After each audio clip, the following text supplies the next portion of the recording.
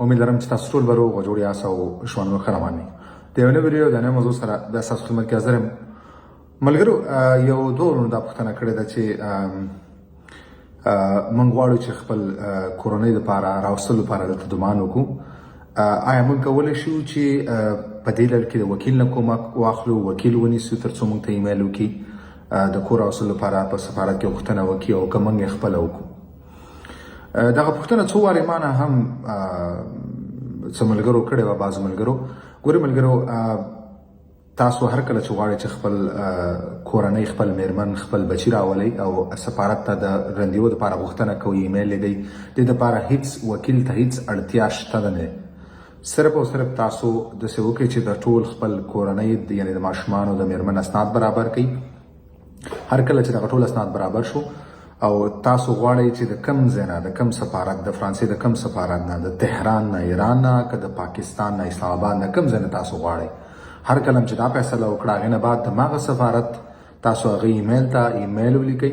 هر هغه ستاسو که څوک ملګري یا تاسو خپله کولی شئ یا سوسیال له طریق نه کولی شئ یا ستاسو کوم په کورس کې کوم استاد هر څوک چې داسې او تاسو سره دغه یا تاسو خپله کولی شئ یو ایمیل به ولیکئ. هغه ایمیل کې به غوښتنه وکړئ د رندیو دپاره، خپل فامیل دپاره، او څومره چې کوم اسناد تاسو د کورنۍ دي هغه ټول به په هغه ایمیل کې تاسو ورسره اتاشې کړئ، اټیچ به یې کړئ او وبیلیږئ.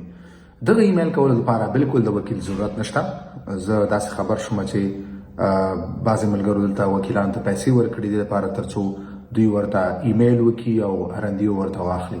هیڅ ضرورت نشته. دغه ایمیل تاسو هم کولی شئ. بل په کورنۍ راوستلو کې د دې نه علاوه د وکیل کوم رول شته نه دی. نو صرف ایمیل کولو دپاره رندیو دپاره هغه تاسو ولې یو چا ته روپۍ ورکوئ یا ولې دومره په زحمت شئ یا ولې وکیل ونیسئ. نو دا ډېر اسانه کار دی. تاسو خپله هم کولی شئ. هر هغه ملګری که هغه په فرانسوي پوهېږي هغه هم درته کولی شي. تاسو دغه ایمیل په انګلیش کې هم کولی شئ. ضروري نه چې تاسو یې په فرانسوي کې وکړئ. یا ستاسو سوسیال هم دغه ایمیل تاسو ته کولی شي. نو دې ته د وکیل د نیولو هیڅ اړتیا نشته. هیڅ ضرورت دلته د وکیل د نیولو لیدل کېږي نه. نو ډېر داسې ملګري شته چې دوی پیسې ورکړي تر څو دوی وکیل ونیسي او دغه ایمیل ورته وکړي. د دغه ایمیل کولو نه ورهاخوا نور وکیل هیڅ رول نشته دی. هیڅ هم تاسو ته دې نه علاوه نشي کولی. هو تاسو ته اسناد ترتیب کولی شي او هغه تاسو خپله هم کولی شئ. بل ایمیل تاسو خپله کولی شئ، د ملګري باندې کولی شئ، سوسیال باندې کولی شئ. که کوم بل څوک داسې پېژنئ هغه یې درته وکړي. استاد نه، تاسو خپل استاد که تاسو چېرته کورس مورس ته ځئ خپل استاد ته ووایئ به یې درته وکړي. نو هغه ډېر اسانه دی. تاسو که فرانسوي نه درځي تاسو په انګلیش کې هم دغه ایمیل کولی شئ.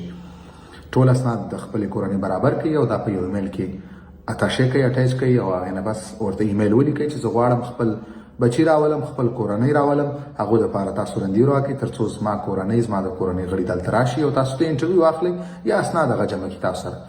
بس همدومره. نو دې دپاره د وکیل نیولو هیڅ اړتیا نه لیدل کېږي، هیڅ ضرورت نشته. تاسو خپلې پیسې ورکوئ او مه ځان په تکلیفوئ. ویډیو همدومره وه. که کوم ورور پوښتنه لري تاسو خپله پوښتنه ته کمنټ کولی شئ. انشاءالله په خپل وخت به زه ستاسو پوښتنې تاسو ته جواب درکوم په مخامخ.